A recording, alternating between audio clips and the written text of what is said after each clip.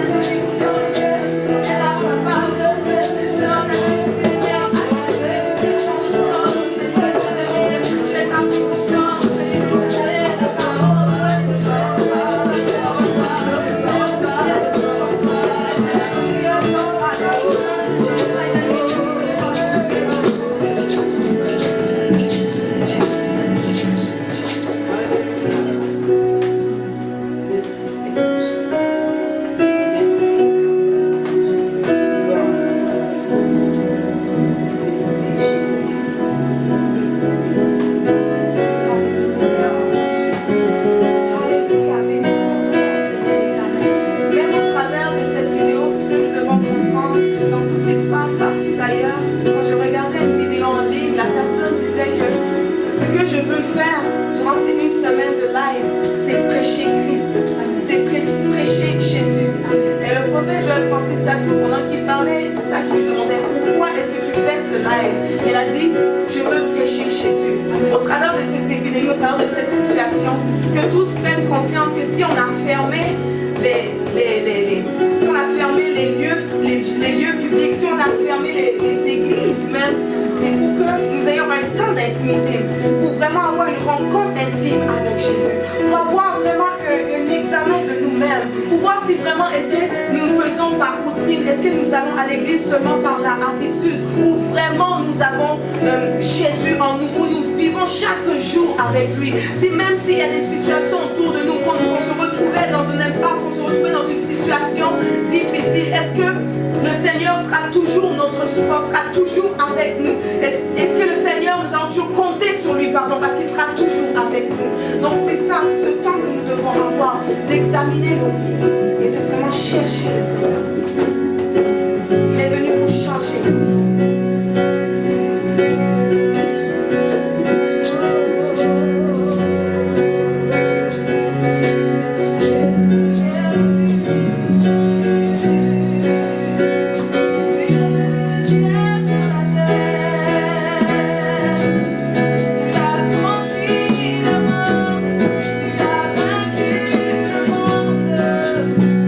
Oh,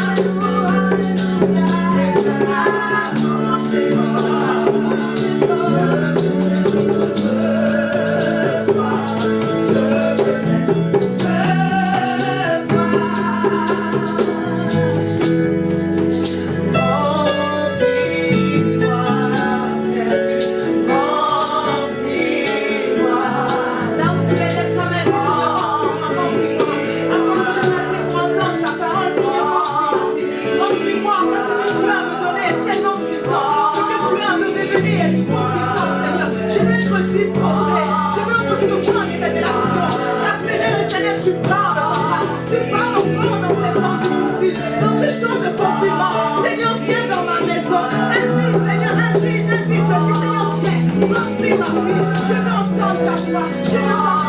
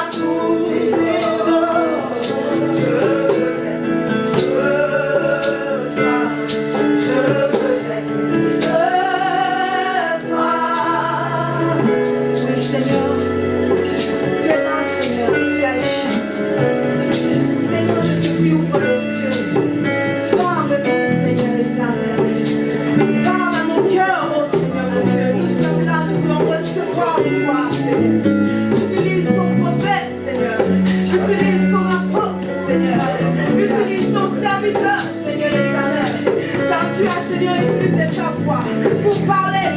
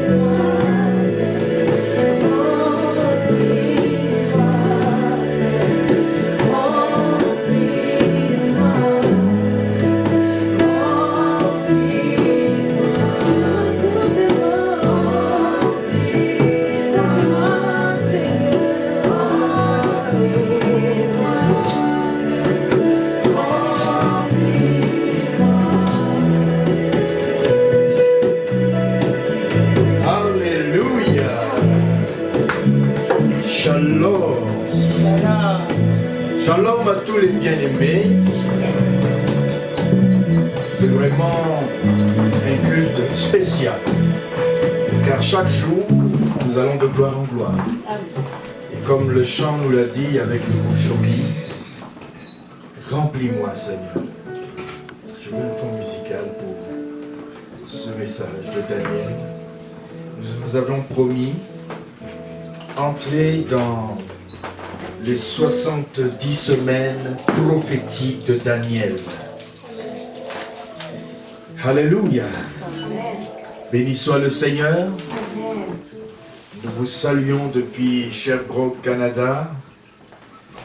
Et s'il fait après-midi chez vous, Nous vous disons shalom. S'il fait soir, nous vous disons aussi shalom. La terre tourne. Comme le soleil se lève à l'extrémité à l'est et se couche à l'ouest. De gloire en gloire. Avec le soleil de justice qui est Jésus. Nous nous rapprochons du jour du Seigneur. Le jour de Christ. Où il reviendra nous prendre dans la gloire. En attendant, nous voulons nous instruire dans la parole. Nous voulons découvrir chaque jour la parole, connaître notre Maître. Et dans cette période spéciale, nous sommes tous confinés, comme on le dit, nous voulons entrer dans les profondeurs de sa parole. Sa parole est une lampe à nos pieds, une lumière sur notre sentier. Sa parole est une nourriture à nos pieds. Sa parole est un marteau qui brise le roc. Sa parole, nous dit Jérémie, est un feu qui dévore. Sa parole est une semence. Sa parole est le miroir de notre âme. Seigneur, bénis ta parole. Bénis le groupe Chobi qui nous a donné une belle prestation de louange pour nous rapprocher encore plus de toi et rentrer dans ta présence. Et nous te bénissons pour ce temps d'adoration, nous te bénissons pour ce temps fort et chaud. Et merci pour le temps maintenant de ta parole qui est aussi un temps fort où nous voulons entendre ta voix. Seigneur, alors je demande à diminuer complètement et que toi tu puisses grandir comme le dit Jean, que je diminue et que tu grandisses. Seigneur, avec humilité, avec foi et patience, Seigneur, je veux me remettre entre tes mains pour ces passages si difficiles, ces passages prophétiques, apocalyptiques de Daniel et de l'Apocalypse que nous sommes en train de découvrir. Seigneur, je demande une grâce spéciale, beaucoup d'humilité et que le Saint-Esprit puisse prendre le contrôle de nos cœurs, ceux qui nous suivent à distance et ceux qui sont de proches. Je te loue, Seigneur, et je m'incline devant toi, je te révère, toi le roi des rois, le Seigneur des seigneurs, toi le champion des nations, toi le Dieu de ma vie, le Dieu de nos cœurs, toi l'espérance vivante, l'alpha et l'oméga. La première année, Daniel chapitre 9, de Darius, fils d'Assyrus, de la race des Mèdes, lesquels est devenu roi, les Chaldéens. Moi, Daniel, cette première année de son règne, moi, Daniel, je vis par les livres qu'il devait s'écouler 70 ans pour la ruine de Jérusalem, d'après le nombre des années dont l'Éternel avait parlé au prophète Jérémie, que pendant 70 ans, eh bien, il y aura une captivité. Et Daniel, au début de ses 70 ans, il est parti en captivité avec beaucoup de jeunes, beaucoup de personnes qui sont dans la cour royale. Et nous l'avons vu au chapitre 1 l'autre jour, à l'époque du règne de Joachim, roi de Juda, Nebuchadnezzar, Daniel 1, verset 1, roi de Babylone marcha contre Jérusalem, l'assiégea. Le Seigneur livra Joachim et livra aussi tous les ustensiles de la maison de Dieu. Il livra aussi des jeunes garçons, des personnes belles de figure, douées en sagesse, de haute distinction, capables de servir dans le palais. Alors, à partir de là, nous avons un début de captivité qui va se produire en 3 phases. Quand Nebuchadnezzar arrive à Babylone, nous sommes dans les années 605. Alors pour rapprocher un peu plus de l'écran, parce que je vais beaucoup utiliser ce tableau, je vais demander à ce que vous vous rapprochiez au maximum, que ceux qui nous suivent à distance, rapprochez-vous s'il vous plaît, plus proche encore, plus proche, parce que je veux que ça soit en gros plan, voilà. Est-ce qu'on voit ça en gros plan? Et rapproche-toi aussi de gros plan, voilà. Voilà, alors, nous sommes en 605, Nebuchadnezzar s'empare de Jérusalem, il ne la détruit pas, il perce les murs, il prend Daniel, ses amis et beaucoup de jeunes. Ensuite, nous avons encore en 597, puisque le peuple est souvent en effervescence à Jérusalem, il y a des révoltes, Nebuchadnezzar repart et prend encore en 597 une partie encore du peuple. Et nous voyons des gens faire des va-et-vient. Daniel, depuis ce temps, il est à Babylone. Depuis l'âge de 14 ans, il voit des va-et-vient. La première captivité dont il fait partie, la deuxième en 597 avant Jésus-Christ, et une troisième et une dernière où Babylone, Nebuchadnezzar se rend à Jérusalem parce que Sédécias est en révolte contre lui, au lieu de se soumettre à lui. Alors là, Babylone, le roi de Babylone l'attrape, lui crève les yeux. Avant de lui crèver les yeux, il dit: regarde tes enfants, tu ne les verras plus. Et il lui crève les yeux et il l'emmène avec le reste du peuple à Babylone. Et là, il détruit carrément Jérusalem, les murailles et le temple. Ce qui fait que nous avons 3 déportations, 605, 597 et également, nous le voyons ici puisque je l'ai mis au tableau, 605, 597 et 586. Alors nous sommes là. Donc maintenant, nous sommes à la période de retour. Nous sommes à 70 ans après l'exil, où nous sommes dans le chapitre 8 et 9. Et là, je vais vous dire qu'il y a à peu près 4 tableaux ou 4 regards prophétiques de Daniel. Le premier tableau, nous l'avons décrit au chapitre 2, où Daniel, le roi de Babylone, a une vision. Au chapitre 2, il voit une statue qui a 4 parties, or, argent, bronze et fer et airain, et qui va signifier, avec une interprétation que les gens de Babylone qui étaient autour de la cour du roi ne pouvaient interpréter, il est obligé de faire appel à Daniel, qui lui donne une interprétation de ces 4 parties de la statue, qui sont 4 rois, 4 royaumes en quelque sorte, dont Nebuchadnezzar le premier. Et au chapitre 3, nous avons appris que Nebuchadnezzar ne comprenait pas qu'il puisse être la tête et pas tout entier la statue. Alors, lui qui est la tête en or, très orgueilleux, il va avoir l'intention de construire cette statue en son honneur. Et nous voyons que comme il n'a pas compris que Dieu est le Dieu des cieux, celui qui place les rois, Dieu lui donne une seconde vision au chapitre 3, où il voit un arbre géant et sur ces arbres des animaux de toute espèce venir dessus. Alors Dieu est en train de lui dire que cet arbre sera coupé, et cet arbre, il n'avait pas l'interprétation. Daniel lui dit l'interprétation que cet arbre c'est toi. Puisque tu ne veux pas te soumettre à Dieu, tu es très fier, alors un jour tu vas tomber. Et pendant 7 années, le roi Nebuchadnezzar va devenir fou. Et plus tard, au chapitre 4, on voit qu'il construit la statue et il demande à tout le monde de se prosterner. Et là, les amis de Daniel sont obligés d'aller se prosterner. Ils refusent cela et nous avons l'histoire où ils sont jetés dans la fournaise. Mais le roi va reconnaître qu'il y a un Dieu. Et pendant 7 ans, par la suite, nous voyons qu'il est carrément en train de manger de l'herbe pendant 7 années, le roi de Babylone. Donc, le premier tableau prophétique, le premier regard prophétique, c'est Daniel 2.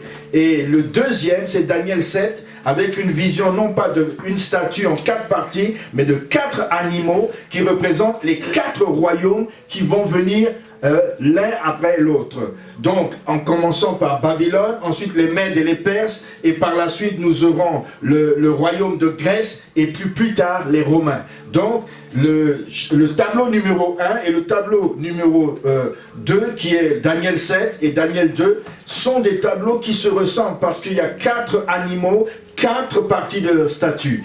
Nous n'allons pas rester là-dessus, et vous allez voir que ce sont tous les royaumes qui vont exister depuis Daniel jusqu'à nos jours. Alléluia.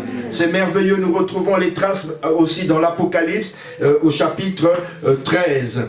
Donc ensuite, le troisième tableau, nous avons eu d'autres séries de visions au chapitre 8 et au chapitre 9. Ils font partie, ces 2 chapitres, du même tableau.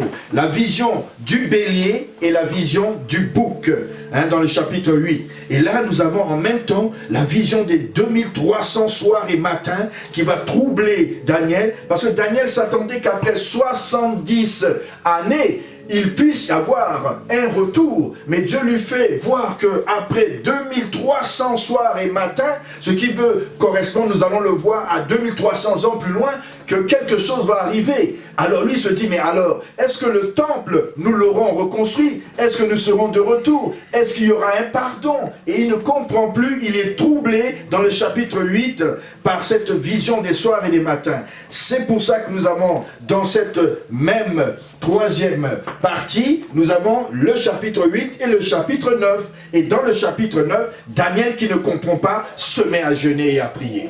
Amen. Et là, il prie pour comprendre pourquoi Dieu pourrait reporter les 70 ans. Je ne comprends pas, et tu parles de 70 semaines plus tard. Et Daniel est un peu troublé et il est fatigué. Et il va attendre après quelques mois ou années, longtemps après la chute des Mèdes et des Perses, pour que on puisse lui donner une autre révélation au chapitre 9, qu'on appelle la vision des 70 semaines, qu'il va comprendre à travers les 70 années que je vais vous expliquer maintenant. Et il y a un dernier tableau, celui-là nous ne le voyons pas aujourd'hui, Daniel chapitre 10 jusqu'au chapitre 12, c'est la vision des événements des temps de la fin, où Daniel, après encore un temps de 3 semaines de prière, Dieu envoie le Seigneur lui-même et des anges parler à Daniel sur la fin des temps. Ça va le conduire jusqu'à dans la période de l'Apocalypse. Alléluia. Alors ça, voilà les 4 tableaux de Daniel, ou les regards prophétiques de Daniel.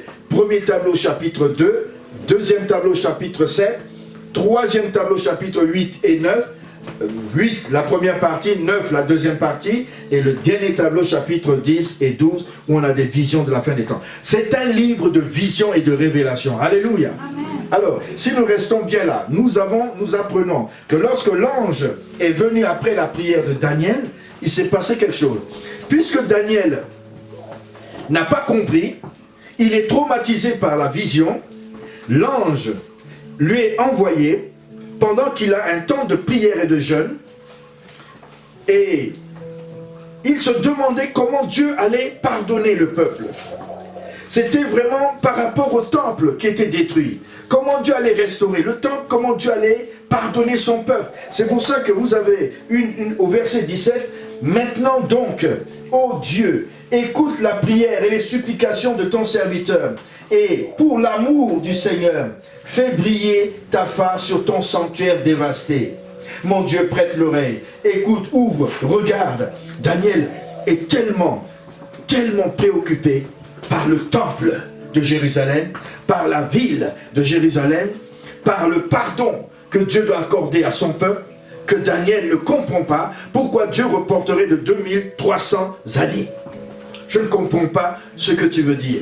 Mais Daniel, qui n'avait pas compris, il se met à prier, comme nous l'avons dit vendredi, et Dieu lui envoie une réponse foudroyante. Alléluia. Amen. Et cela, ça va se passer quelques années après, où il a pris un temps de prière. Une deuxième vision. Une vision solennelle, qui déclare que c'est le temple céleste qui sera purifié. Lui, il demande la purification du temple terrestre, mais Dieu l'amène au niveau du temple céleste. Ça dépasse son temps. Ça dépasse même la période où il est. Une vision profonde, une vision qui va jusqu'à céleste, parce que la vraie purification commence au ciel. Est-ce que vous savez qu'il y a eu du désordre au ciel avec la chute de Satan? Donc Dieu allait repartir dans une purification qui allait amener le Messie à rentrer dans le Saint des Saints. Et c'est pour ça qu'on va comprendre que dans Daniel chapitre 9 verset 20, nous avons ceci. Je parlais encore, je priais, je confessais mon péché et le péché de mon peuple d'Israël. Je présentais mes supplications à l'Éternel, mon Dieu, en faveur de la montagne de mon Dieu. Il est préoccupé par la montagne de son Dieu. Je parlais encore dans ma prière, quand l'homme Gabriel, l'ange Gabriel, que j'avais vu précédemment dans une vision, s'approcha de moi d'un vol rapide au moment de l'offrande du soir. Il m'instruisit et s'entretint avec moi et me dit, je suis venu pour ouvrir ton intelligence. Lorsque tu as commencé à prier, la parole est sortie et je viens pour te l'annoncer, car tu es un bien-aimé. Sois attentif à la parole et comprends la vision. Alléluia. C'est une réponse à la prière de Daniel. Le chapitre 9 est un chapitre très crucial, colossal. Hein? C'est un chapitre qui nous montre une heureuse espérance. C'est-à-dire le Christ sauveur et pointe à l'horizon. Dans Daniel chapitre 8, on a dit qu'il est très inquiet à cause de la longue période de 2300 années. Au chapitre 9, on apprend que Babylone est tombée entre les mains des Mèdes et des Perses. Il comprend qu'il s'est passé déjà 70 années. Mais alors il entre dans une supplication, il entre en prière, il entre dans le jeûne, il prend le sac, il prend la cendre. C'est la prière de ceux qui sont dans le deuil, qui savent qu'à un moment comme ça, on ne s'amuse plus. On doit rentrer dans une prière intense. Quand vous voyez que quelque chose ne va pas dans ce monde, ou dans l'église, ou autour de vous, que Dieu vous signifie, comme la période que nous traversons actuellement, nous devons rentrer dans des périodes de prière et de jeûne. Et il faut que nous comprenions que c'est là, dans la présence de Dieu, que Dieu va nous expliquer bien des choses. Daniel se présente avec une grande humilité dans la présence de Dieu. Il se compare au peuple, il dit « Nous avons péché ». Il s'assimile au peuple. Daniel est un homme qui est brisé dans son temps de jeûne. Hein, il n'est pas orgueilleux. Il se présente comme un homme brisé. Il fait une prière très longue, très ciblée, sur les péchés, les iniquités et sur les transgressions. Des termes, 3 termes qui montrent vraiment la gravité des choses. Le péché.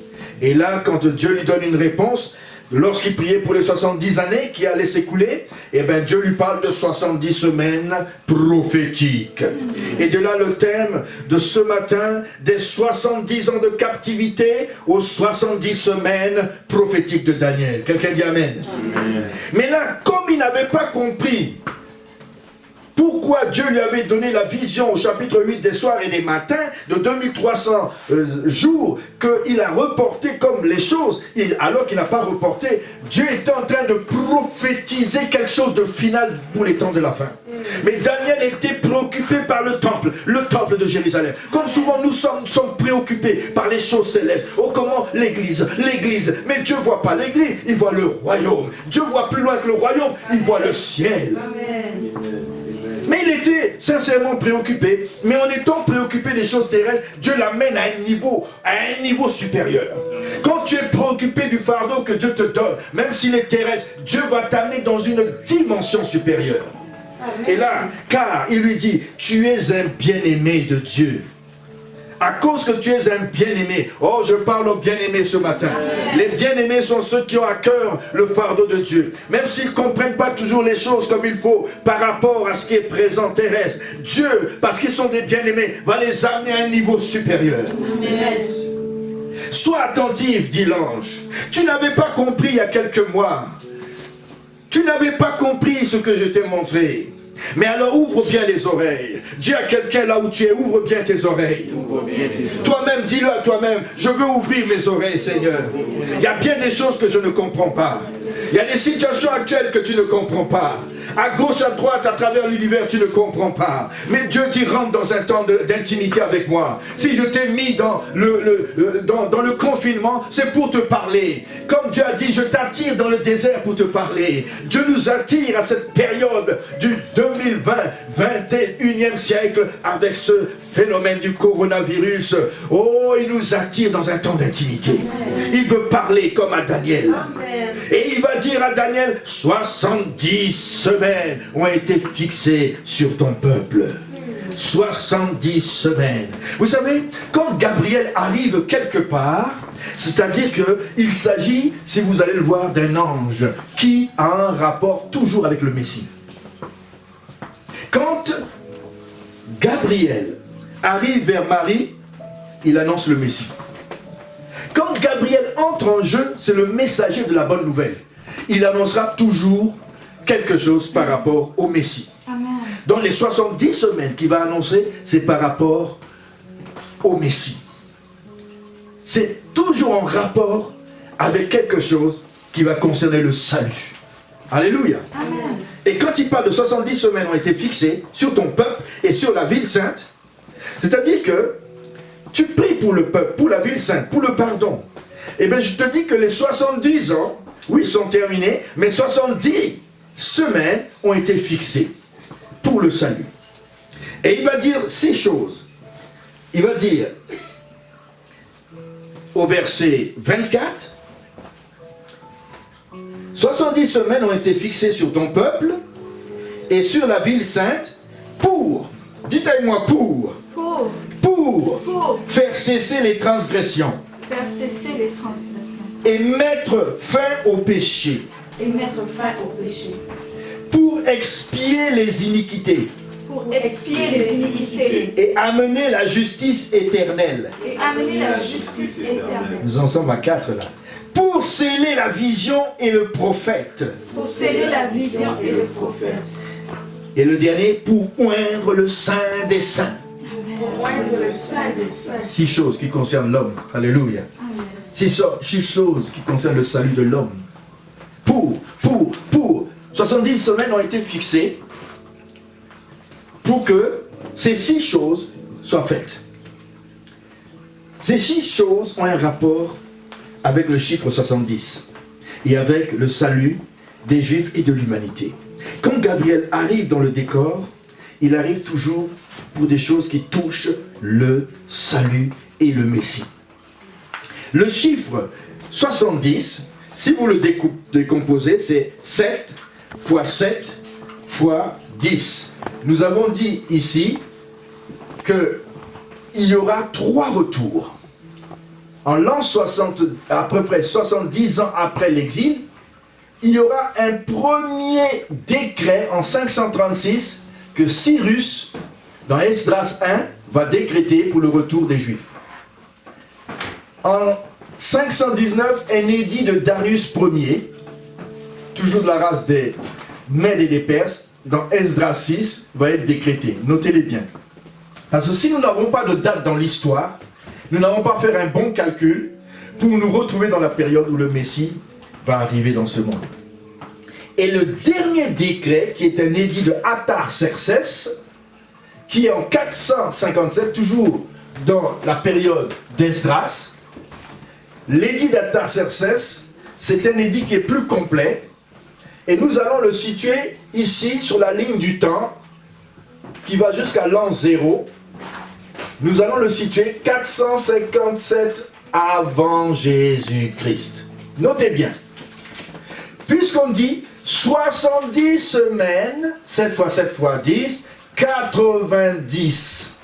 Alors, nous allons comprendre que lorsque vous avez le chiffre 70 à l'horizon, dans la Bible, 7 fois 7 fait 49 fois 10. Donc, si nous avons le chiffre 70, dans 70, on le décompose 7 fois 7 fois 10. C'est ça qui nous donne, normalement, les 70 semaines. Je vais expliquer. Il faut un code. Nous sommes dans le prophétique. Quelqu'un dit nous sommes dans le prophétique. Nous sommes dans le prophétique. Une semaine, chez les Juifs prophétiques, est égale à 7 jours. Une journée qui est égale à 7 jours, qui est égale normalement à 7 jours, qu'est-ce que je suis en train de dire? Une semaine qui est égale à 7 jours, si nous voulons savoir dans le langage prophétique, combien font une journée, dans le langage prophétique, il faut dire que ça équivaut à une année. Pourquoi cela? Parce que nous allons voir dans certains livres bibliques, par exemple dans Nombre au chapitre 13, Nombre au chapitre 13, comment Dieu calcule les jours selon les prophéties.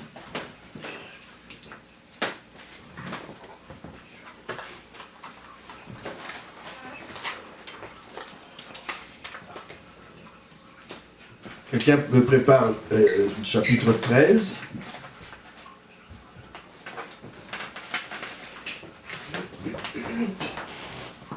Alléluia. Nombre chapitre 13. Nous sommes à la fin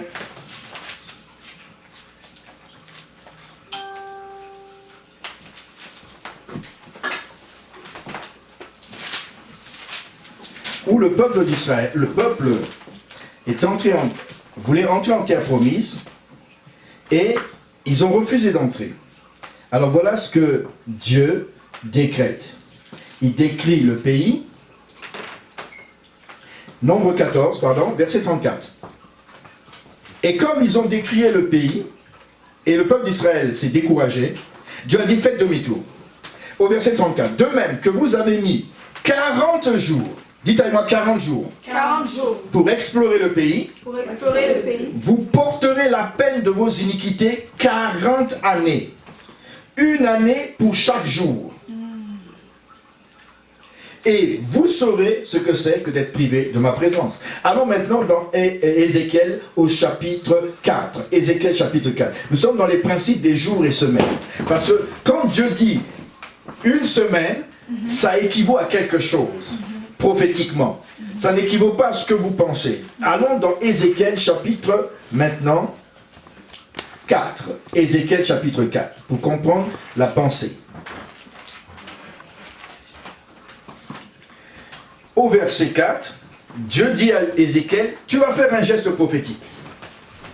Verset 4, Ézéchiel 4, couche-toi sur le côté gauche, mets-y l'iniquité de la maison, et tu porteras leur iniquité autant de jours que tu seras couché sur le côté. Je te compterai un nombre de jours égal à celui des années de leur iniquité. Remarquez bien, le nombre de jours à celui des années. 40 ans, 40 jours pour explorer la terre promise équivaut à 40 années.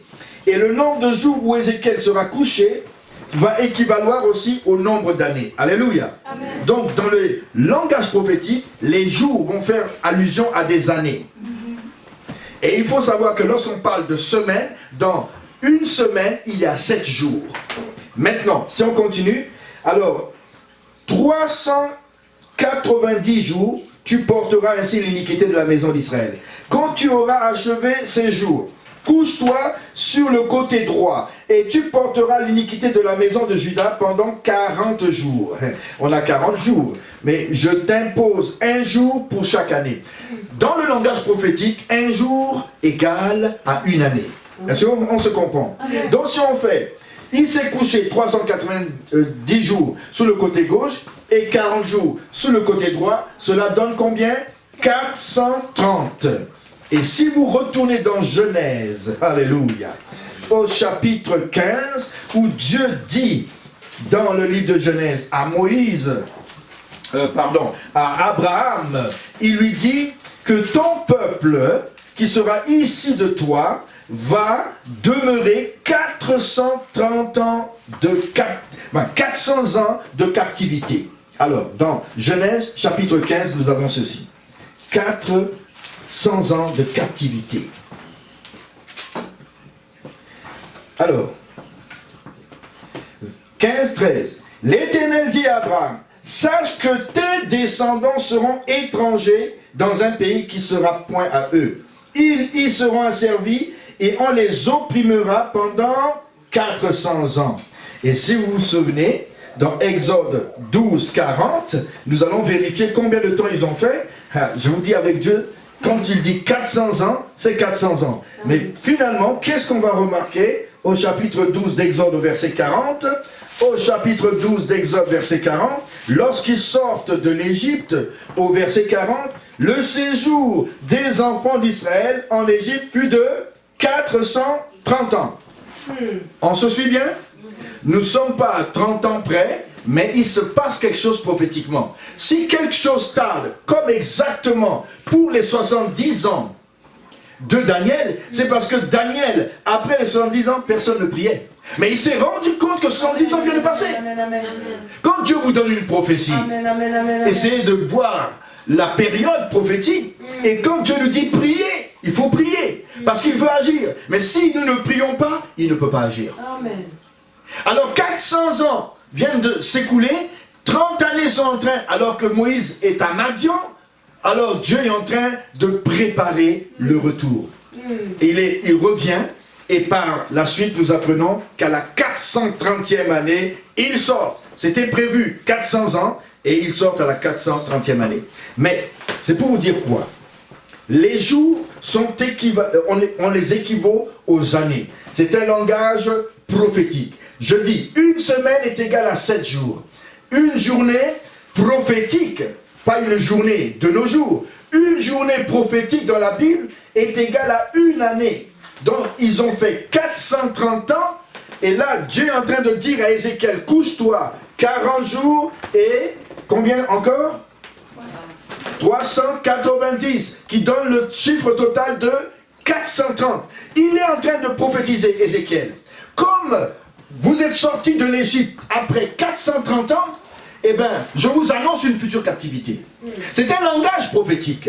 Le 430 ne veut pas dire qu'ils vont faire encore 430 ans, mais il annonce un langage qui avait un rapport à la sortie d'Égypte, et il leur dit, vous êtes sortis après 430 ans, vous commettez le péché, eh bien, je vous annonce que le geste prophétique d'Ézéchiel à gauche et à droite, il y a une nouvelle captivité qui arrive.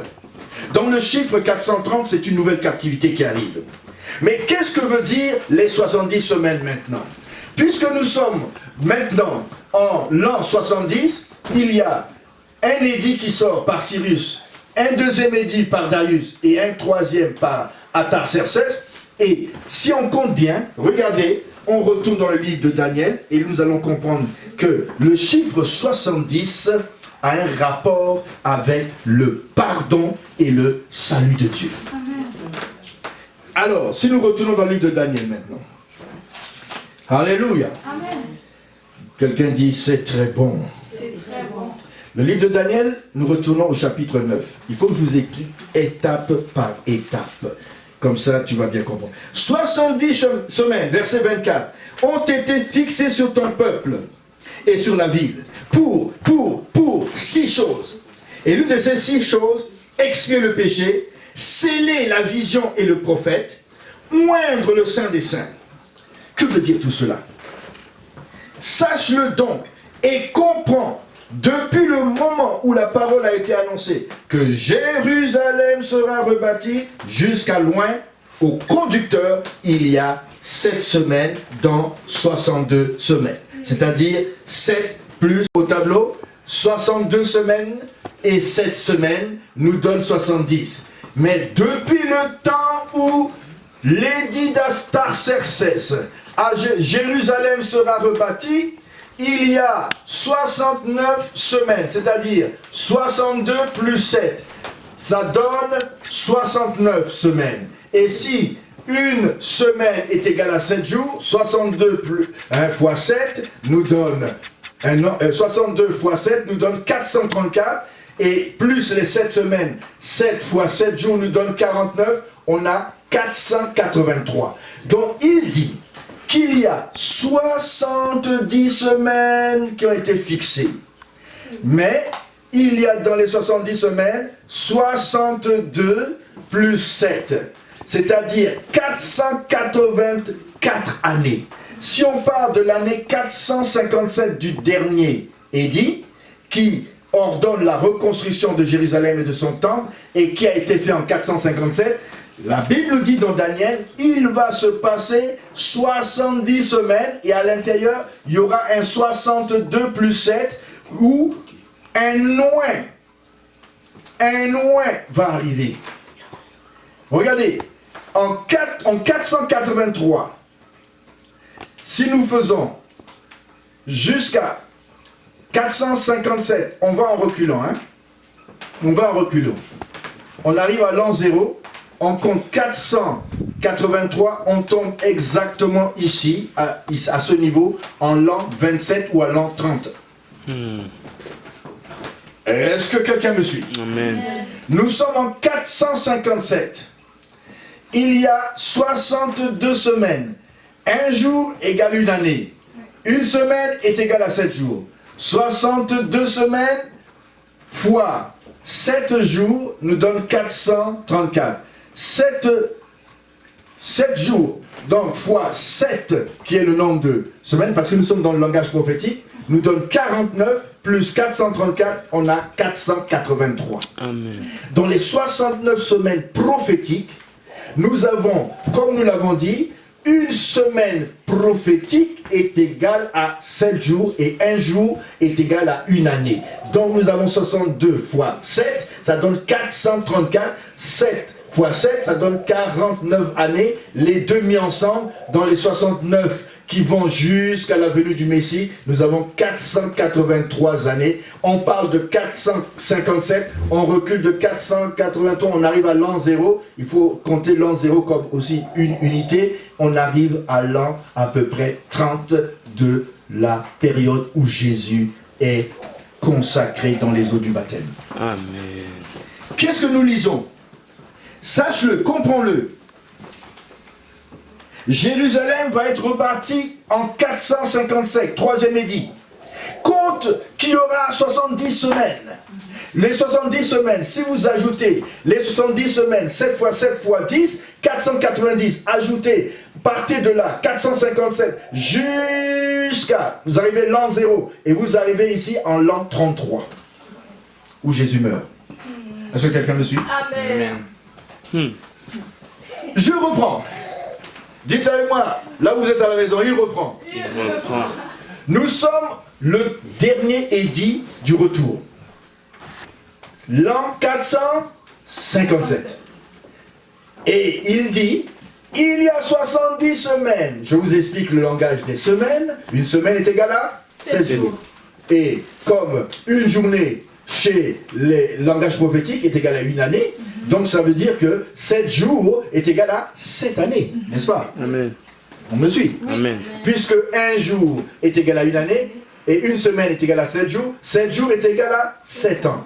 Mais nous avons 69 semaines. Une semaine est égale à 7 jours, donc je fais 69, il a dit, il y aura 62 semaines, plus 7 semaines, jusqu'à ce que tout soit rebâti, et que loin de l'Éternel qui est Jésus arrive. Et on nous dit que 62 fois 7 jours et 7 fois 7 jours nous donne 434 plus 49 nous donne 483 années. Tu pars de cette année-là, tu vas jusqu'à 483, tu arrives à l'an 0, il faut ajouter 1, et tu arrives en 483 ou 484 à peu près. Amen, amen.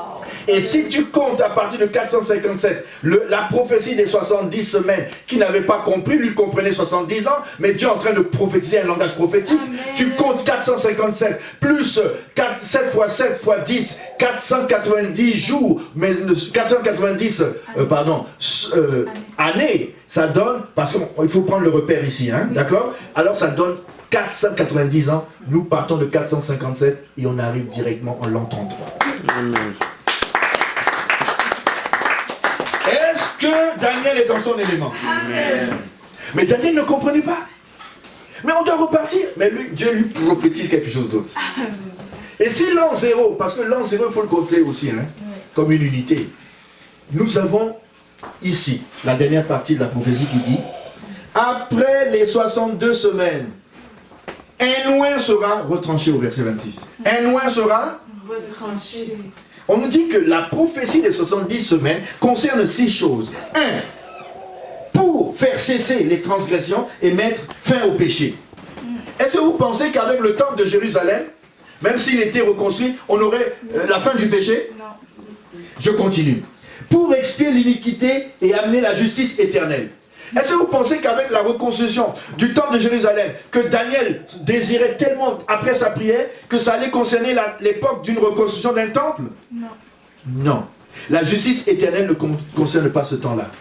Ça concerne le temps du Christ. Amen. Donc Dieu prophétisait plus loin. Amen. Et la justice éternelle, c'est le jardin d'Éden retrouvé. La communion éternelle avec Dieu. Oh, quelqu'un dit Amen, Amen, Amen, Amen. Pour sceller la vision et les prophètes. Qui est le prophète des prophètes? C'est Jésus. Toutes les visions vont être scellées. Alléluia. Toutes les révélations seront scellées. Alléluia. Nous scellons celles-ci au nom de Jésus. Amen. Et le prophète des prophètes, Deutéronome, Moïse l'a annoncé, c'est Jésus. Et en dernier, pour oindre le Saint des Saints. Excusez-moi, le Saint des Saints là, lorsqu'il va être oint là, si on nous parle de justice éternelle, si on nous parle de la fin du péché, ça ne concerne pas le temple de Jérusalem, voyons. Ça concerne quoi?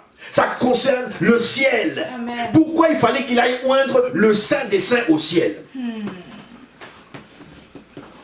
Pourquoi il fallait qu'il oint d'abord Jésus sur la terre quand il est venu en l'an 27 à peu près? On nous dit, parce qu'il y a des décalages, mais ça tombe qu'il avait 30 ans. Quand il est né, on commence à partir de 0. Jusqu'à l'âge de 30 ans, il rentre dans les eaux du baptême. On dit que au verset 26, après les 62 semaines, un oint sera retranché. Il n'aura pas de successeur. Un oint sera retranché, il n'aura pas de successeur. Le verset 25. Sache donc et comprends, Daniel. Parce que tu ne comprends pas, tu es encore terrestre. Tu vois trop le temple. Oh, le temple, quand est-ce que le temple sera rebâti? Oh, Daniel, monte ta vision plus haute. Amen. Daniel, élève-toi au-dessus des montagnes. Je parle à quelqu'un qui est comme un petit un poulet, un coq qui a une vision terrestre. Il ne fait que picoler sur le sol. Mais je veux que tu sois un aigle royal. Amen. Parce que quand tu as un coq ou un poulet, tu as les regards vers le bas. Et parfois on prie, on a nos regards toujours. Ah Seigneur, bénis-moi, donne-moi une maison, fais ceci, fais cela. Tout est au niveau matériel terrestre. Mais Daniel l'ange veut que Daniel élève sa vision comme un aigle royal. Amen. Ne regarde pas seulement la Jérusalem terrestre. Regarde plus loin. Amen. Quand je te prophétise les 70 semaines, c'est pour qu'il y ait une onction sur le oint qui va venir. Quand Jésus a été oint, comment ça s'est passé? En l'an 30, quand il avait à peu près, en l'an 27 ou 30, comme on le dit ici, il entre en fonction comme tous les sacrificateurs. Tous les sacrificateurs à partir de 30 ans. Jésus entre. Et comment il est entré? Quand Jean l'a vu, il dit, voilà l'agneau de Dieu qui ôte le péché du monde. Et là, une colombe est descendue lorsqu'il est rentré dans les eaux du baptême. Il a eu l'onction royale. L'onction de Jésus ne s'est pas faite par la main d'un sacrificateur. L'onction de Jésus, c'est le Père du haut des cieux qui a dit, voici mon fils bien-aimé en qui je mets toute mon attention, mon affection. C'est lui, l'agneau de Dieu. Je le oins, colombe descend sur lui. Amen, amen, amen, amen, amen, amen, amen. Il reçoit l'onction comme Daniel n'avait pas compris en l'an 30 de son âge où il avait, selon les décalages, l'an 27, l'an 30, il est entré en 30 ans en fonction et c'est à ce moment-là que la prophétie de Daniel s'accomplit pour oindre celui qu'on appelle le oint. Un oint, on nous dit au verset 25, sache-le donc, comprends, depuis le moment où la parole a été annoncée, que Jérusalem sera rebâti jusqu'à loin. Jérusalem sera rebâti 457 jusqu'à loin. Loin. En l'an 30, il est là, il est loin, jusqu'à loin. Quelqu'un dit jusqu'à loin. En l'an 30, en l'an 27 ou 30, si on veut faire le petit décalage, parce qu'il y a un petit décalage, mais en l'an où il a 30 ans, il reçoit du ciel la colombe qui descend de Dieu le Père. Et il est loin depuis. À ce moment, il rentre en fonction pour 3 ans et demi et il finit. Amen, amen, amen. Mais ce que je vais vous dire, c'est qu'il avait dit jusqu'à loin. Jusqu'à loin, ça veut dire que 62 plus 7, ça fait 69. Ça veut dire qu'il manque une semaine. Oui. Mais jusqu'à loin, lorsqu'il rentre dans les eaux du baptême, ça correspond à 30 ans. Mais on nous dit en l'an 27, mais ça correspond à quand il avait 30 ans. Mais il manque une semaine. Quelqu'un dit il manque une semaine. Mais où est passée cette semaine? Parce qu'il a dit 70 semaines pour que tout soit accompli. Quelqu'un dit 70 semaines. 70 semaines. Pour que nous puissions dire comme en grec, tetelestai. Il fallait que jusqu'à son 33e année, quelque chose se passe. Si on compte 457, 490, on recule en l'an 33 où il meurt. Ça correspond, il dit, dans ces 70 semaines ont été fixées pour ton peuple. Mais lui, il voit le peuple terrestre, il ne voit pas comment le peuple va s'agrandir. C'est pourquoi on nous dit, au verset 27, il fera une solide alliance avec plusieurs, c'est-à-dire toi et moi, les nations. Amen. Pour une semaine. Quelqu'un dit pour une semaine. Parce qu'il reste, il est à l'an 30. Il fera une solide alliance pour une semaine. Quelqu'un dit une semaine. Une semaine est égale à combien? 7 jours. Mais on continue. Quelqu'un dit on continue. On continue. Et durant la moitié de la semaine. Hey! Il y a quelqu'un qui est en train de saisir. Amen. Si une semaine est égale à 7 jours, est égale à 7 ans, durant la moitié de la semaine, nous sommes à l'an 30, nous sommes à l'an où il a 30 ans. Je suis en train de sortir l'onction. Et on nous dit durant la moitié de la semaine, ça fait combien? 3 ans. Oh, ça fait combien? 3 ans. Si 7 jours est égal à 7 ans, alors qu'il fait une alliance pour 7 jours pour 7 ans, mais il n'arrive pas au bout des 7 ans, Amen. il est à la moitié, Amen. à la fleur de son âge, Amen. en pleine maturité. Amen. Et qu'est-ce qui se passe? Durant la moitié de la semaine, il fait cesser le sacrifice et l'offrande. Ça veut dire qu'il n'y aura plus de sacrifice, plus d'offrande à partir de la mort de Jésus. Grâce à l'ennemi. Oh, je sens qu'il y a quelque chose que tu es en train de comprendre. Amen, amen, amen. Est-ce que David avait compris ça? Quelqu'un dit, ouh, quel calcul. Je pense qu'il faut que tu réécoutes ce que je dis. Quand tu prophétises, tu as des langages symboliques, prophétiques, apocalyptiques. Tu comprends pas? Dieu, il te dit, dans 2 jours, je vais intervenir. Toi, tu comptes 1 et 2. Et puis, tu vois pas Dieu. Tu te dis, Dieu est là, pas qui? Mais est-ce qu'il te parle prophétiquement? Quand Jésus dit, Hérode cherche à te prendre, va aller lui dire, 1er jour, je fais ceci. Dans 2 jours, je fais cela. 3e jour, je meurs. Et puis, j'accomplis mon œuvre. Attends, Hérode va t'attraper dans 3 jours, tu vas mourir? Non, il voulait dire dans 3 ans. Amen. Amen. J'aimerais inviter le peuple de Dieu à comprendre le langage de Dieu. Amen. Mais pour comprendre le langage de Dieu, tu dois être un bien-aimé. Ce que je vous explique là, j'ai dû rester en prière pour la nuit pour que Dieu me réexplique. Il y a des fois, je pense avoir compris, mais ça bogue. Et Dieu me dit, attends, je vais te réexpliquer. Et l'ange se tient auprès de ton lit et il t'explique les choses. Et là, je dis, Seigneur, comment rendre cela visible à mes bien-aimés qui vont m'écouter ce dimanche? Il me dit, alors tu vas tracer une ligne.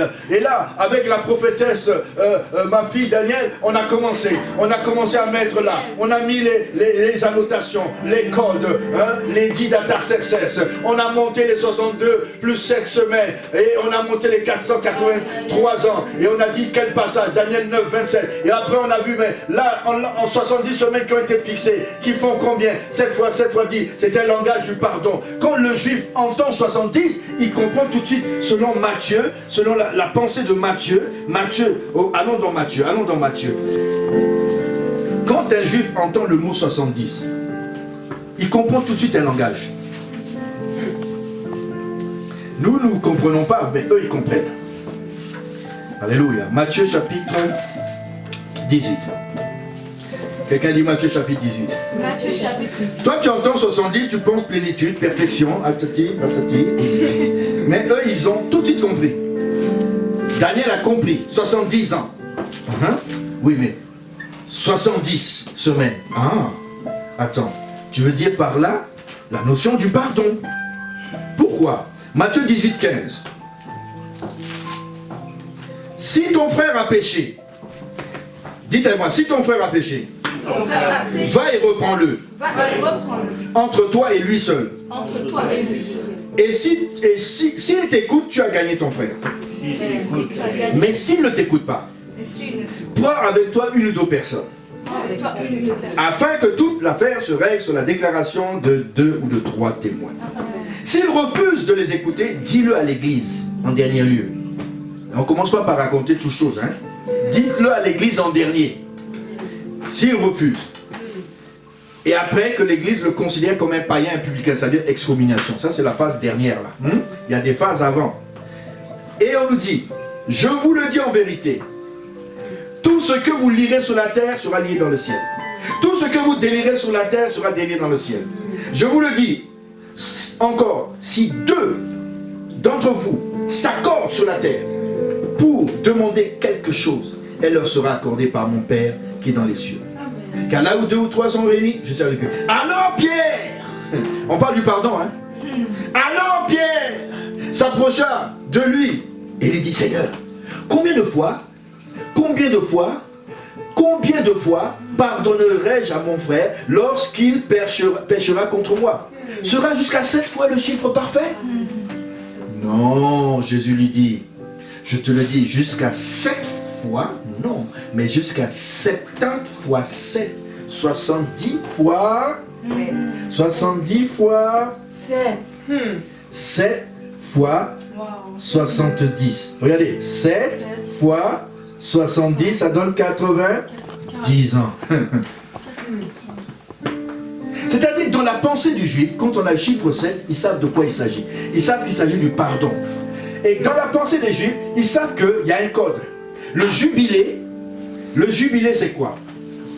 Le pardon a un lien avec le jubilé. Amen. Vous savez pourquoi? Dieu est en train de leur dire qu'il y aura votre jubilé des jubilés.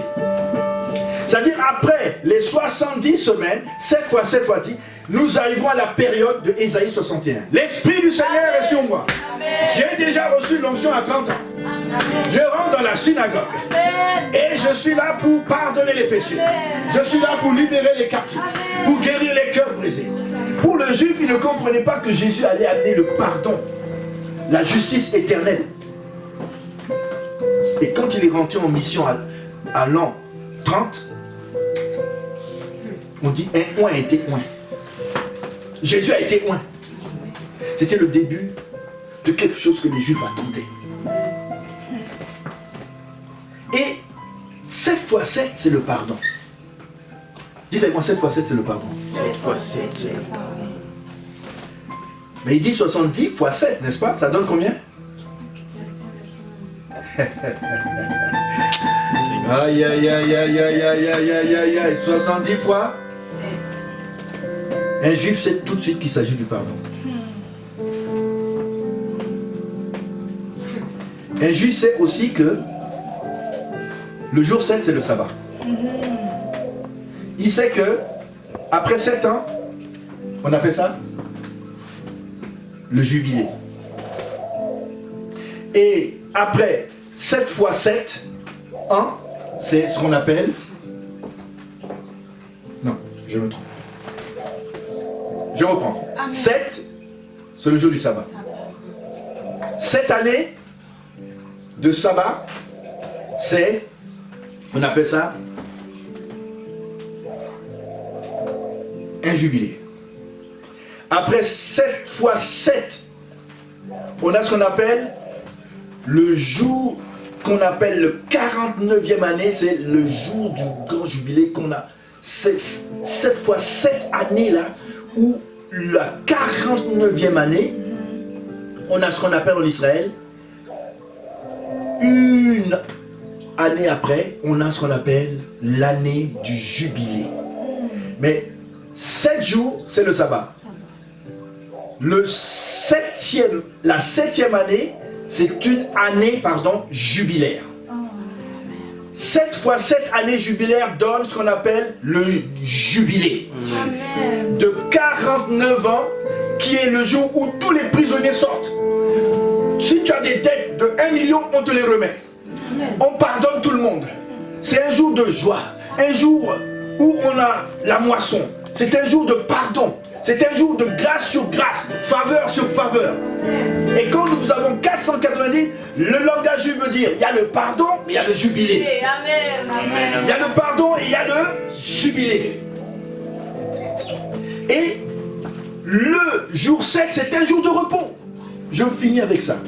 Si le jour 7 est très important et qu'il est multiplié tant de fois, Dieu veut dire au peuple de la nouvelle alliance, même s'il n'y a plus de sabbat, vous devez travailler 7 jours, 6 jours, et le 7e jour, vous devez vous... Je pose la question à celui qui me suit. Quand est-ce que tu te reposes? Quand est-ce que tu te Repose. Tu travailles du lundi au dimanche. Pour toi, il n'y a pas de sabbat. Oh, mais il n'y a plus de sabbat. Mais Dieu a dit que le sabbat dans l'hébreu, il faut entrer dans mon repos. Le sabbat égale le repos. Il faut savoir se reposer en Dieu. Amen. Il y a des moments où il faut se reposer comment? Dieu veut que tu t'arrêtes. C'est ce qu'il veut dire avant. Mais aujourd'hui, il veut dire, prends le temps de venir m'adorer. Amen. Amen. Le jour du repos, tu t'en vas travailler. Tu n'adores plus. Tu ne te rassembles plus avec les bien-aimés. Tu ne pries plus avec les bien-aimés. Alors que lui, il dit que c'est à cause d'un chronique, du non-respect de mes sabbats que je vous envoie en captivité. Vous pensez que Dieu ne nous envoie pas parfois des captivités? Parce qu'on est tout le temps occupé, c'est ce que je veux dire. Amen. Dieu, il fait un moment, il dit coronavirus, pause, café. Hey. Et nous on dit, oh, il y a coronavirus, au nom de Jésus, c'est un démon. Oui, oui, c'est un virus. Mais il a mis pause. Est-ce que vous pensez que quelque chose échappe à Dieu? Il dit, vous n'avez plus de sabbat spirituel. Vous ne venez plus m'adorer. Le dimanche au travail, l'église est vide. Ah oui, mais je suis à la télé. Ah, mais je suis sur le net. Mais ce n'est pas la communion, c'est une communion fictive. Amen. Il faut que tu sois de temps en temps dans la maison de Dieu et que tu fasses une pause, à point à dire à ceux qui t'emploient, j'ai besoin d'une pause pour aller adorer mon Dieu. Et c'est le message que Dieu est en train de donner à l'heure actuelle, à l'humanité. Le message de Daniel est un message prophétique. Nous sommes dans l'ère apocalyptique, dans l'ère prophétique. Depuis l'an 2016, nous sommes entrés dans la dernière phase apocalyptique de l'histoire. Et nous avons intérêt à comprendre la notion du sabbat, dans le sens spirituel. Hébreu en parle, entrez dans mon repos, venez m'adorer. Prenez le temps de vous arrêter de temps à autre pour venir m'adorer. Prenez le temps de prier. Prenez le temps de venir dans ma présence. Oh, je vois que tu ne viens plus dans ma présence. Alors, je veux te parler le langage de la prophétie de Daniel. Jésus, en l'an 33, ensuite, il est mort. Il restait une semaine. Hein? Il a fait une alliance dans cette semaine. Mais à la moitié de la semaine, il est monté à la croix. Venez à moi, vous tous qui êtes fatigués et chargés, et je vous donnerai du repos. Je vous donnerai le sabbat. Acclame la parole du Seigneur. Quelqu'un parle du vrai repos. Alléluia. Je vais demander à mon église de venir prier le Seigneur. Qu'une onction formidable descende sur tous ceux qui nous ont entendus ce matin. Je demande au groupe Chobi de se préparer aussi. Entre dans le repos de Dieu. Tu es fatigué de la vie, tu es fatigué du travail, tu es fatigué des études. Viens, viens à Jésus. Rentre dans son repos, rentre dans son sabbat.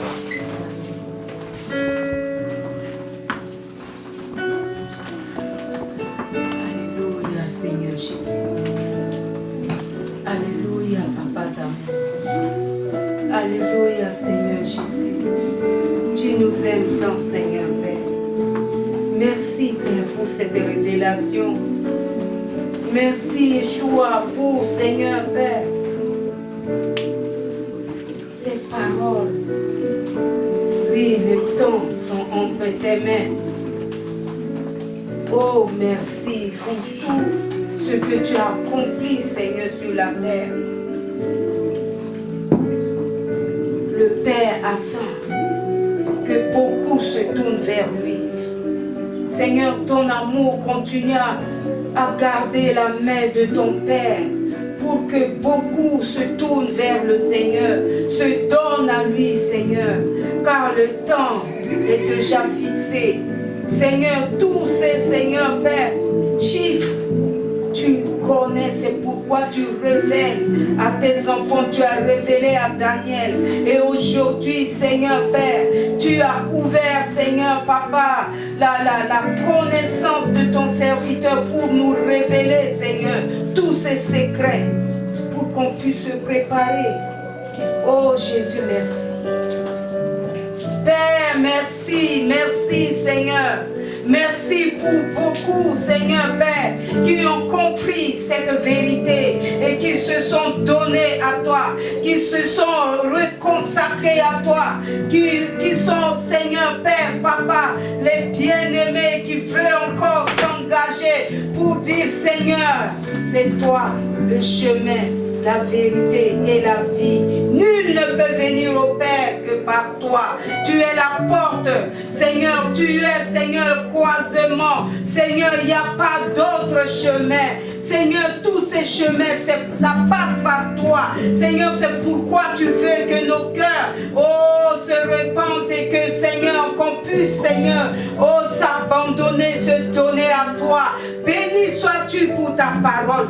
Béni sois-tu pour tous les cœurs qui ont reçu cette vérité. Béni sois-tu, ô Fils de Dieu.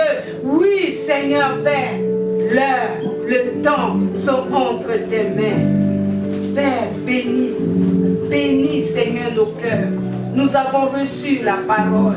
Chacun a reçu, Seigneur, cette révélation. Seigneur, merci. Scelle ta parole dans nos cœurs. Donne-nous, Seigneur, la crainte, Seigneur, Père, de louper le ciel. La crainte, Seigneur, de rester, Seigneur, dans ta présence. Seigneur, c'était cette peur d'aller dans le feu qui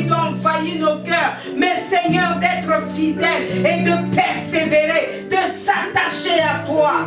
Oh Seigneur Jésus, Alléluia. merci. Oh. Merci pour cette révélation. Merci Seigneur Jésus-Christ. Garde nos cœurs plus, Seigneur, que toute chose. Car Seigneur Père, tu nous as donné cette source. Père, tu nous as ouvert les yeux. Oui, les jours, l'heure, minute, le temps. Oh, sont sous le contrôle de Yeshua. Sont sous le contrôle de Dieu de gloire. Sont sous le contrôle car le Saint-Esprit est sur encore nous pour nous ouvrir les yeux, pour nous éduquer. Oui, Seigneur, merci à toi. Merci, Père. Bénis, Seigneur, Papa, les cœurs. Bénis-nous, Seigneur, et garde nos cœurs, Père de gloire. Car, Seigneur, Papa, tu nous montres, Seigneur, tous ces signes que tu es proche, Seigneur, que le temps est proche, Seigneur. Oh, l'aiguille est sur le pile, mais Seigneur, Père, les secondes sont en train d'être comptées. Seigneur, garde-nous, Seigneur, aide-nous. Père, merci de nous pardonner, à ceux qui nous ont offensés ou à ceux que l'on a offensés. Seigneur, merci de nous libérer. C'est le temps de pardon, c'est le temps de réconciliation, c'est le temps de repentance, c'est le temps où, Seigneur, tu accordes au monde entier, tu accordes à tes enfants afin que leur vie, leur cœur soit en règle devant toi. Seigneur, tu es en train de préparer, Papa, chacun de nous, afin que nos robes, Seigneur, soient prêts. Nos robes, Seigneur, Père, soient sans tache, soient, Seigneur, sans trou, ne soient pas froissées. C'est ce temps-là pour que notre lampe soit, Seigneur, remplie d'huile. Seigneur, merci de préparer chacun de nous. Oh, Jésus, merci. Merci car tes yeux sont sur, Seigneur, le monde. Oui, Seigneur, tes yeux parcourent l'univers. Oh, béni soit ton nom. Béni sois-tu. Merci pour l'apôtre Dondon que tu as utilisé pour, Seigneur, nous révéler, Seigneur, les secrets cachés. Merci, Seigneur, continue à déverser ton onction sur lui, ton onction sur tous les serviteurs qui sont en train, Seigneur, Père, Papa, d'éduquer tes enfants, de bénir tes enfants à travers ta parole. Oh Jésus de gloire, déverse, Seigneur, sur le monde entier, Seigneur, Père, Papa, Seigneur, cette parole, cette révélation pour garder tes enfants toujours prêts, Père. Merci, bénis. Bénis, Seigneur, ceux qui souffrent. Bénis, Seigneur, ceux qui sont, Seigneur, qui traversent des moments difficiles. Bénis-les. Saint-Esprit, gloire à toi. Car ton esprit, Seigneur, ouvre sur le monde entier. Car tu veux agir. Tu veux agir. Saint-Esprit, tu attends jusque les mondes. Les gens se réveillent dans la prière comme Daniel. Même si, Seigneur, Père, on ne comprend pas, Seigneur, ce que tu révèles. Mais, Seigneur, tu veux que tout le monde, Seigneur, Papa, se rentre dans la prière, se prépare dans la prière. Oh, Saint-Esprit, fais descendre, Seigneur, l'onction de prière, l'onction, Seigneur, Père, Papa, des révélations, l'onction, Seigneur, d'approche, Seigneur, Père. Oh, Saint-Esprit, nous bénissons ton nom, car nous savons que tu nous approches du Père, que tu nous fais, Seigneur, Père, Papa, vivre, Seigneur, ce temps, Seigneur, avec toi, pour nous préparer. Nous te bénissons. Gloire et louange à toi pour ta parole, au nom de Jésus. Amen. Amen. Alléluia. Amen. Alléluia. Juste vous donner une petite révélation supplémentaire. Depuis le confinement, dites-moi, depuis le confinement, Depuis le confinement jusqu'à aujourd'hui, jusqu'à aujourd'hui, viens, évangéliste. Ça fait combien de jours? C'est toi qui as reçu la révélation. 49 jours. Depuis le 13 mars, nous avons commencé le confinement jusqu'au 30 avril. Ça fait 49 jours. Et nous commençons le déconfinement au mois de mai. Quelqu'un dit prophétique. Nous sommes rentrés dans une phase où Dieu nous a parlé pendant 49 jours dans le confinement, mais on dit que le mois de mai c'est un mois aussi de déconfinement. Donc 49. Nous rentrons maintenant. Alléluia. Amen. Et 49, c'est la grâce, c'est le pardon, c'est la faveur. Gloire à Dieu.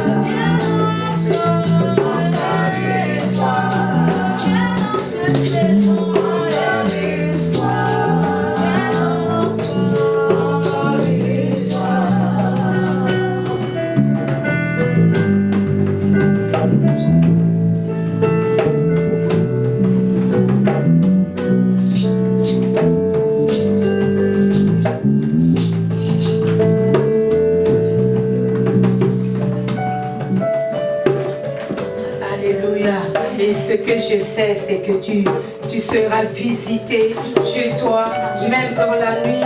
Le Seigneur va te révéler et les anges aussi vont te parler. Donc, je vous demande s'il y en a qui ont des témoignages durant tout ce temps, qui sont bénis par le message que le Seigneur donne ou des révélations que tu as reçues, tout, tu peux envoyer des témoignages sur la page, au moins pour qu'on puisse lire et encourager aussi d'autres personnes. Donc, on attend vos témoignages, vos commentaires. Que le Seigneur vous bénisse et merci de nous suivre, merci d'écouter la parole de Dieu. Et c'est la bénédiction pour ton âme.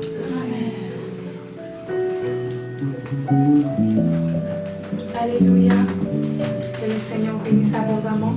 Après cette bonne nourriture, j'espère que vous passez une bonne avant-midi avec le Seigneur.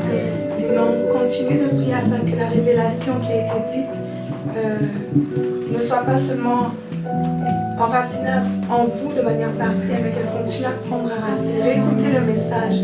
Prenez le temps de prier pour que le Seigneur puisse vous faire grandir et comprendre qu'au-delà seulement des chiffres, mais la révélation. Comme Daniel, que cet ange revienne vers vous et vous explique. Donc nous retrouverons encore ensemble par la grâce de Dieu ce mercredi pour pouvoir être enseigné davantage, prier afin que la révélation soit grandissante dans le serviteur de Dieu, afin que lui, rempli de l'Esprit, puisse vous communiquer à vous aussi cette révélation. Nous nous retrouverons aussi vendredi pour 1 heure avec Jésus par sa grâce, afin de prier, d'intercéder, afin que ce Dieu qui a permis que nous puissions entrer dans cette phase de jubilé, cette phase où nous sortons de ce confinement, nous puissions aussi jubiler et que le monde soit encadré dans la direction que l'Esprit de Dieu donnera à la nation. Priez profondément que tout revienne à l'ordre, que les gens soient reviennent dans leur sens à eux-mêmes et qu'ils puissent s'épanouir et que le monde puisse aller bien, que la vie puisse reprendre son train-train quotidien. Et par la grâce de Dieu, dimanche prochain, nous nous retrouverons ensemble pour la Sainte Seine aussi. Préparez vos cœurs et préparez-vous dans la prière. Continuons d'intercéder car nous sommes dans un temps de jeûne et de prière. Et les sujets de prière vous seront partagés. N'oubliez pas pour vos dîners, vos offrandes, vous pouvez faire votre virement à shekinatechnique@gmail.com. Et ceux qui sont à l'extérieur, vous pouvez aussi faire votre virement par PayPal. Vraiment, continuez à soutenir l'œuvre de Dieu et que le Seigneur vous bénisse abondamment dans le nom de Jésus. N'oubliez pas, préparez vos pains, votre jus pour la Sainte Seine et vraiment préparez vos cœurs. Car on l'a dit, c'est une histoire de cœur, d'être prêt avec le Seigneur. Merci, que le Seigneur vous bénisse. Bon dimanche. Shalom, shalom à tous. Au nom de Jésus. Shalom à vous, bien-aimés dans le Seigneur. Shalom à tout le monde. Voici les annonces pour l'église Shekinah. Alors rappelons-nous, comme nous avions dit, le mercredi nous avons réunion. Donc à distance, vous allez pouvoir nous suivre à partir de 19h jusqu'à 20h. Vous avez également aussi le vendredi miracle qui est de 19h à 20h et le culte d'adoration le dimanche de 10h à 12h30. Vous pourrez aussi nous suivre via les réseaux sociaux. Nous avons notre Facebook qui est Shekinah Doxa de Sherbrooke. Vous pouvez aussi nous suivre sur notre chaîne YouTube qui est Shekinah Glory TV. Donc Glory et TV sont collés ensemble. Et aussi vous pouvez nous suivre sur notre page Instagram qui est Shekinah Glory TV. Pour tous ceux qui sont membres de l'église et qui sont affiliés, vous pouvez aussi faire vos dîmes et vos offrandes au travers du mail qui est itus4@hotmail.com et acheminer pour pouvoir encourager, continuer à soutenir l'église. Et pour tous ceux qui sont en dehors, qui chercheraient, qui souhaiteraient faire un don pour encourager et booster le corps du Christ, vous pouvez le faire via PayPal et faire acheminer votre offrande ou votre don pour soutenir l'église. Sinon, que le Seigneur vous bénisse abondamment. Demeurez dans la grâce de Dieu et à bientôt. À bientôt.